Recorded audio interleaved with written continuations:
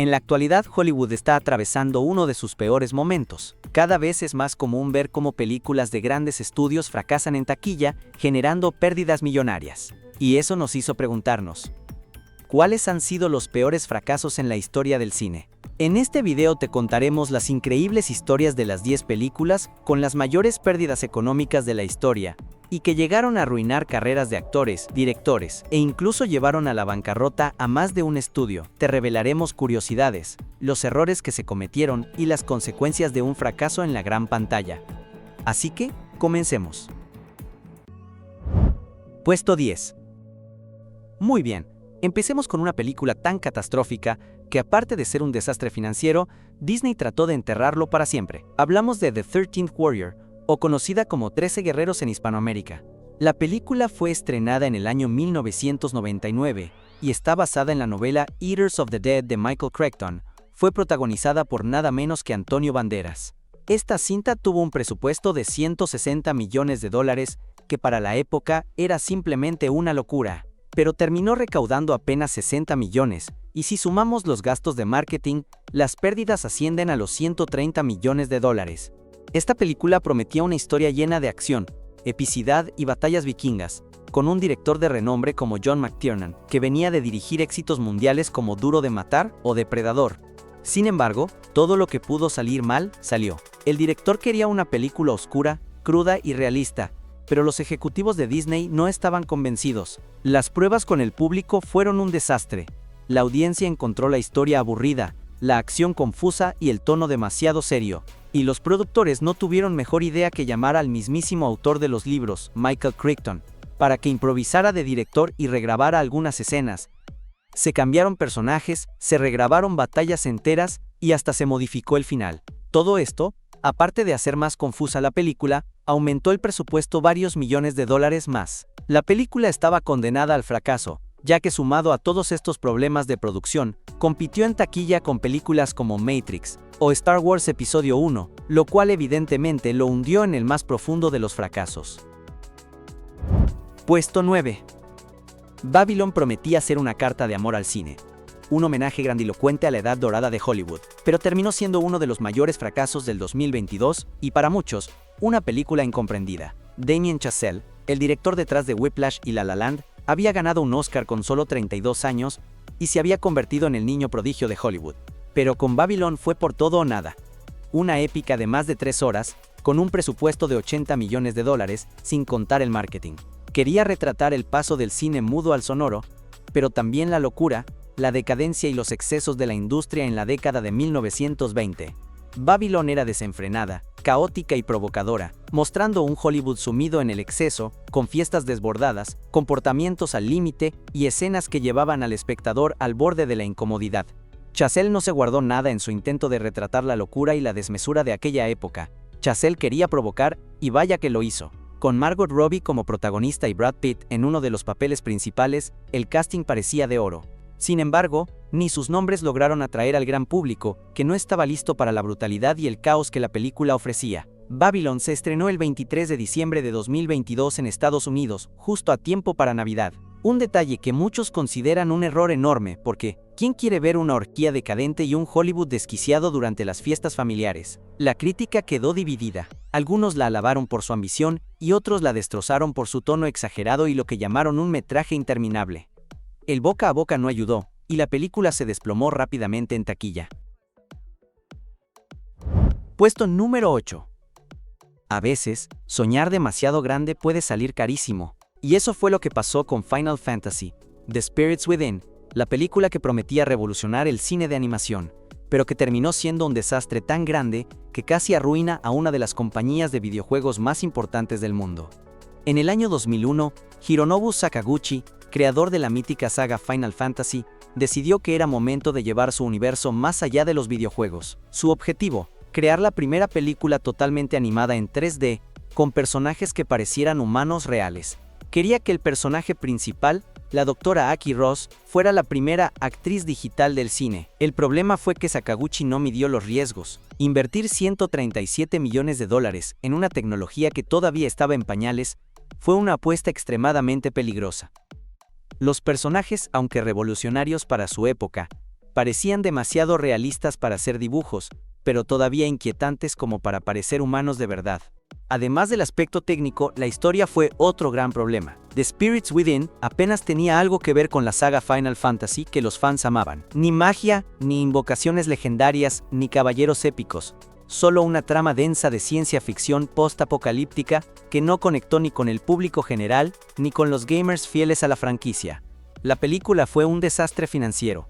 Recaudó apenas $85 millones en todo el mundo, frente a los 137 millones que costó producirla, sin contar los gastos de marketing que sumaron otros 30 o 40 millones.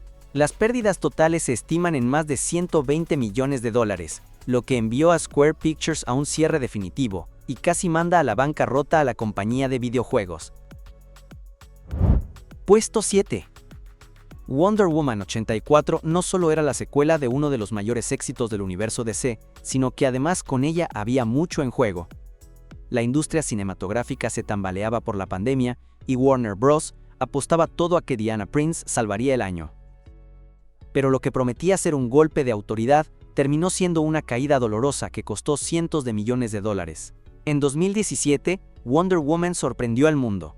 Gal Gadot conquistó al público. La película se convirtió en símbolo de empoderamiento y recaudó más de $800 millones.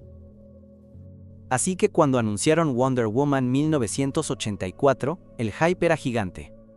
Warner confiaba tanto en el proyecto que invirtieron un presupuesto de $200 millones, sin contar los otros 100 millones en marketing.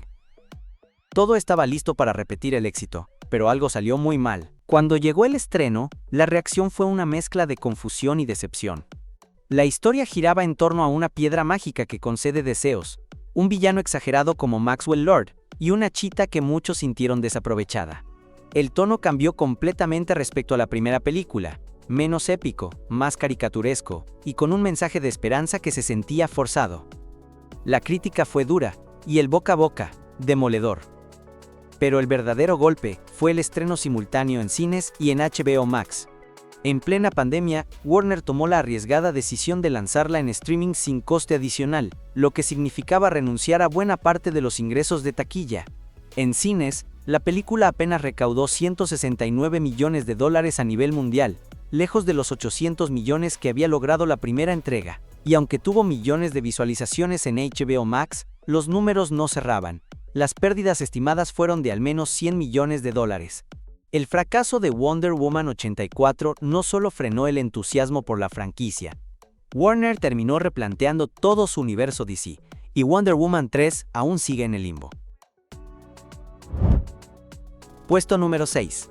¿Qué pasa cuando le das un presupuesto gigantesco a una película que nadie pidió? Bueno, pasa lo que pasó con Mars Needs Moms en 2011. Una cinta animada que pretendía ser la gran aventura familiar del año, pero terminó siendo el mayor fracaso financiero en la historia de Disney, y quizás del cine animado en general. Empecemos por el concepto, una historia sobre un niño que viaja a Marte porque los extraterrestres secuestran a su mamá para aprender sobre crianza, basada en el libro de Berkeley Breathed. La idea podría haber funcionado en un cortometraje de 10 minutos, pero alguien pensó que valía la pena gastar $150 millones en producirla, y otros 50 millones más en marketing.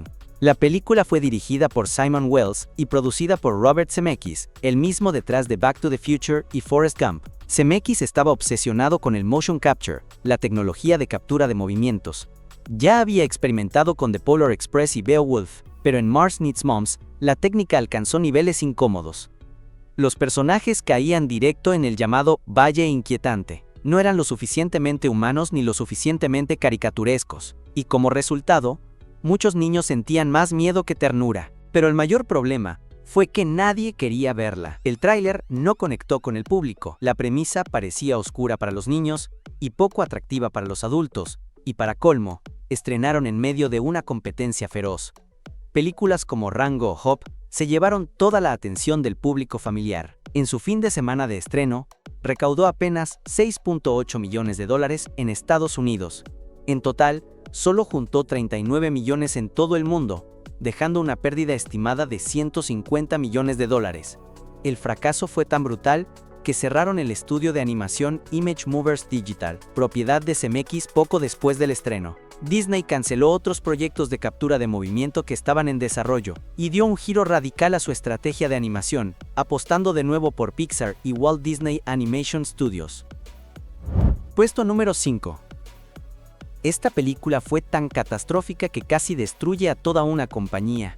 John Carter, estrenada en 2012 y basada en las novelas de Edgar Rice Burroughs, nos cuenta la historia de un soldado de la Guerra Civil estadounidense que es transportado a Marte y se ve envuelto en una guerra entre civilizaciones alienígenas. La historia parecía interesante y es por eso que Disney lo apostó todo. Invirtió nada menos que $263 millones para producirla, una cifra descomunal para la época, pero jamás imaginaron lo que se vendría luego. Con la idea de hacerla una trilogía épica, y con la dirección de Andrew Stanton, responsable de joyas animadas como Buscando a Nemo y Wall-E, quiso llevar su visión a la pantalla grande sin escatimar gastos. Pero el problema comenzó justamente con eso. El director no tenía experiencia en una filmación real, lo que hizo elevar el presupuesto hasta las nubes. Y sumado a esto, se hizo una de las peores campañas de marketing en la historia de Hollywood, ya que no supieron promocionar la película. Disney eliminó el título original John Carter of Mars porque creían que el público no se interesaría en una historia de ciencia ficción con la palabra Marte en el título. ¿El resultado? Nadie sabía de qué trataba la película. Los trailers eran confusos, la publicidad era escasa y el público simplemente no entendía qué estaban vendiendo. El desastre fue total. Con una recaudación de $284 millones, podría parecer que al menos recuperó la inversión, pero no fue así. Al sumar los gastos de marketing y distribución, las pérdidas superaron los $200 millones. El golpe fue tan brutal que Disney canceló cualquier posibilidad de secuelas y se olvidó del proyecto para siempre. Pero lo peor vino después. El fracaso de John Carter llevó a la renuncia de Rich Ross, presidente de Walt Disney Studios, y dejó al estudio con pérdidas millonarias en un momento crítico. Puesto 4. En algún momento Marvel Studios era sinónimo de éxito asegurado.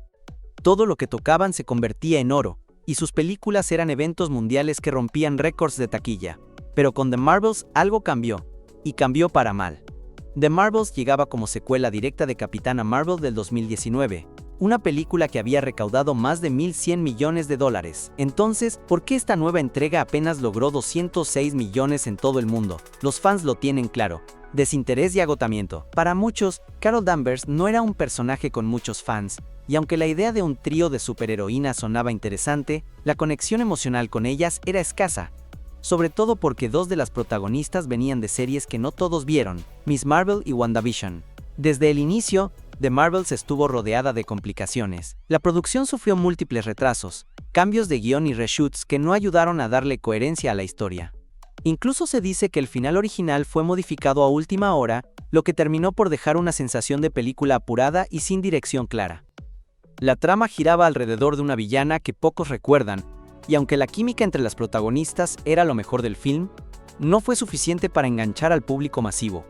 Los críticos la describieron como entretenida pero irrelevante, algo que jamás se había dicho de una película de Marvel.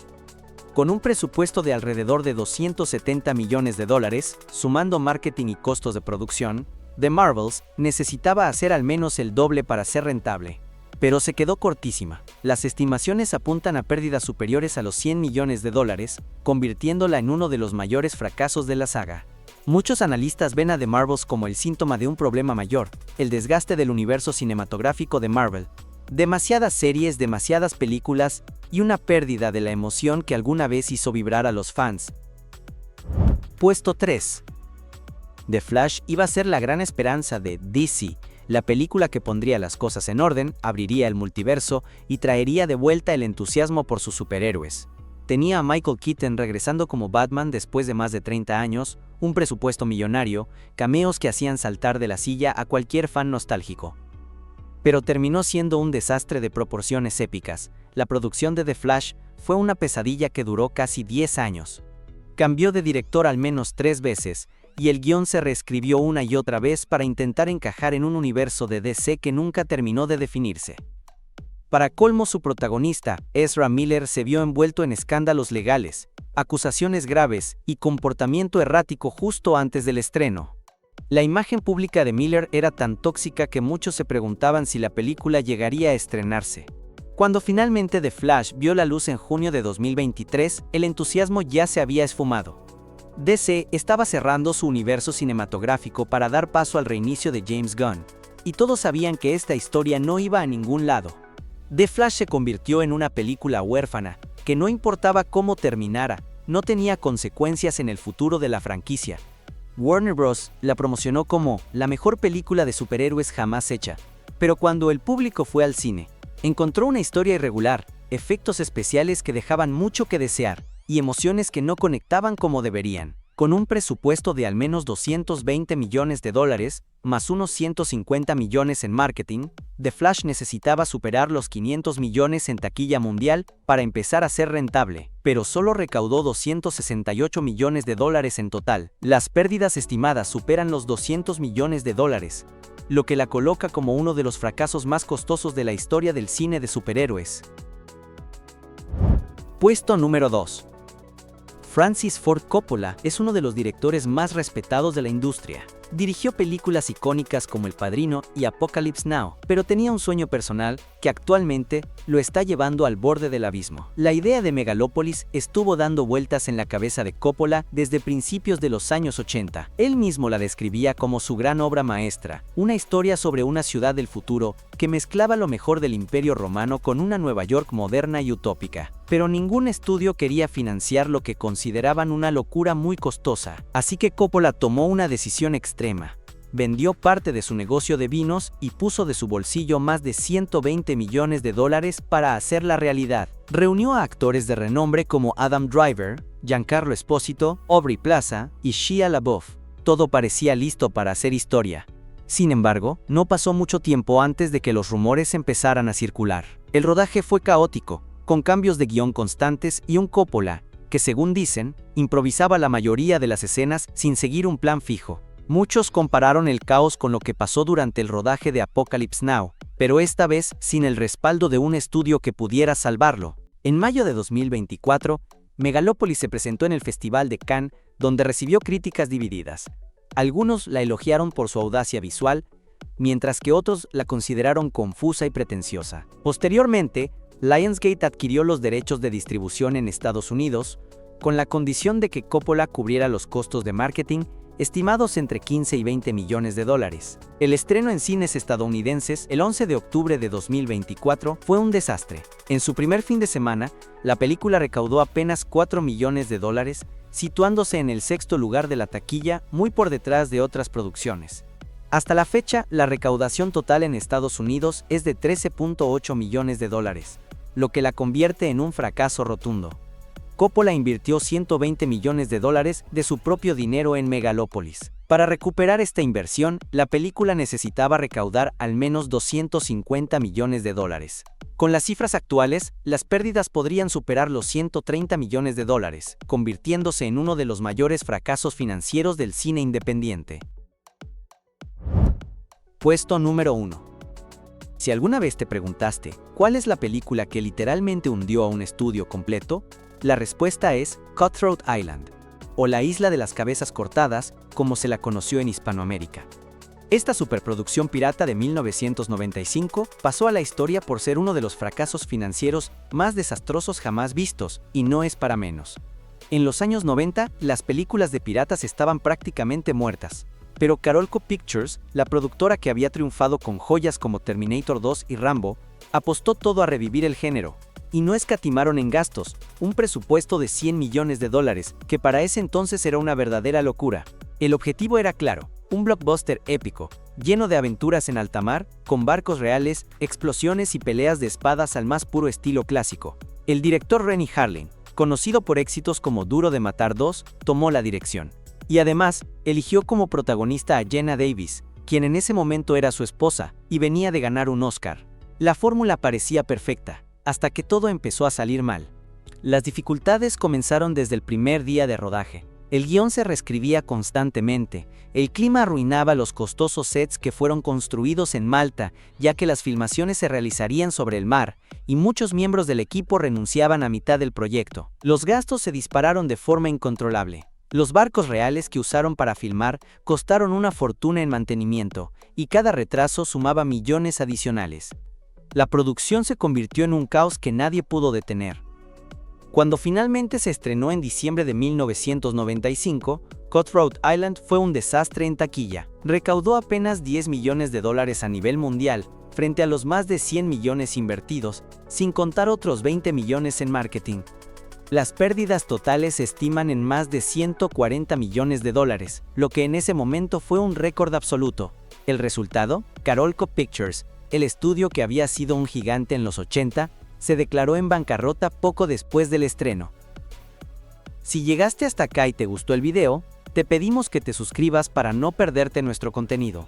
Muchas gracias y hasta la próxima.